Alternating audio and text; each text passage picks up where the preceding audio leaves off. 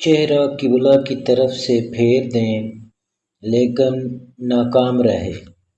بالآخر ایک مشرک نے ان کے سینے میں اس زور سے تیز دھارا مارا کہ جسم کے آر پار ہو گیا۔ اس وقت ان کی زبان پر کلمہ توحید جاری تھا۔ اس حالت میں انہوں نے اپنی جان دی، آفرین کے سپرد کر دی۔ اس کے بعد مشرکین نے اس عاشق رسول صلی اللہ علیہ وآلہ وسلم کے جسم مبارک کو سولی پر لٹکتا چھوڑ دیا۔ جب حضرت خبیب رضی اللہ عنہ انصاری نے دعا مانگی تھی کہ اے اللہ میرے حال کی خبر اور میرا سلام بارگاہ نبوت صلی اللہ علیہ وآلہ وسلم میں پہنچا دے، تو اس وقت رحمت عالم صلی اللہ علیہ وآلہ وسلم مدینہ منورہ میں کسی جگہ صحابہ کرام رضی اللہ عنہم کی ایک جماعت کے درمیان رونق افروز تھے۔ شمع رسالت کے پروانے حضور صلی اللہ علیہ وآلہ وسلم کے ارشادات سے مستفیض ہونے کے لیے ہمتاً گوش بنے ہوئے تھے کہ یکا سرور عالم صلی اللہ علیہ وآلہ وسلم پر نزول وحی طاری ہو گئی اور زبان رسالت پر یہ الفاظ جاری ہو گئے: علیک السلام یا حبیب، علیک السلام یا حبیب، اے حبیب تجھ پر سلام، اے حبیب تجھ پر سلام۔ صحابہ کرام رضی اللہ عنہ نے حیرت سے حضور صلی اللہ علیہ وآلہ وسلم کی طرف دیکھا کہ یہ آپ کیا فرما رہے ہیں۔ سرور عالم نے ان کی حیرت کو پہچان لیا اور ان سے مخاطب ہو کر فرمایا: حبیب کو اللہ کے دشمنوں نے قتل کر ڈالا، یہ جبرائیل علیہ السلام مجھے اس کا سلام پہنچانے آئے ہیں۔ حضرت خبیب رضی اللہ عنہ کی شہادت کے بعد رحمت عالم صلی اللہ علیہ وآلہ وسلم نے صحابہ کرام رضی اللہ عنہ سے فرمایا: کون شخص ہے جو خبیب رضی اللہ عنہ کی لاش کو سولی سے اتار لائے اور جنت کا حقدار بن جائے؟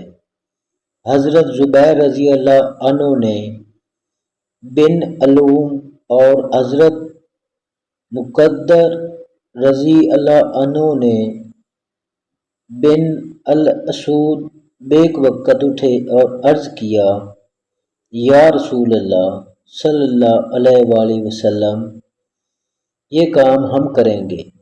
چنانچہ دونوں چھپتے چھپاتے مکہ پہنچے۔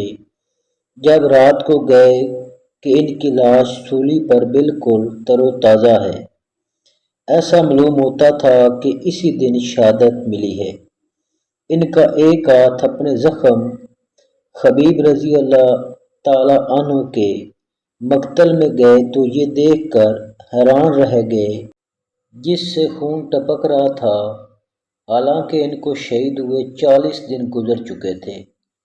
حضرت زبیر رضی اللہ تعالی عنہ نے لاش کو سولی سے اتارا اور اسے اپنے گھوڑے پر رکھ کر حضرت مقداد رضی اللہ تعالی عنہ کے ہمراہ مدینہ کا رخ کیا۔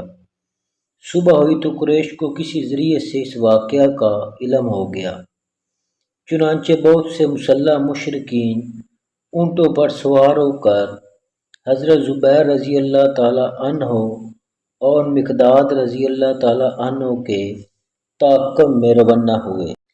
حضرت زبیر رضی اللہ تعالی عنہ نے سواران قریش کو اپنے سر پر پایا تو انہوں نے حضرت خبیب رضی اللہ تعالی عنہ کی لاش گھوڑے سے اتار کر زمین پر رکھ دی۔ زمین فوراً اس لاش کو نگل گئی۔ چنانچہ اسی وجہ سے حضرت خبیب رضی اللہ تعالی عنہ کو بے الارض کے لقب سے پکارا جاتا ہے۔ اب حضرت زبیر رضی اللہ تعالی عنہ قریش کی طرف متوجہ ہوئے اور للکار کر کہا کہ مشرکین قریش، تمہیں ہم پر دھاوا بولنے کی جرأت کیسے ہوئی؟ کیا تم نہیں جانتے کہ میں عوام کا بیٹا اور ہم اپنے گھروں کو لوٹ رہے ہیں اور تمہارا عبد المطلب کا نواسہ ہوں۔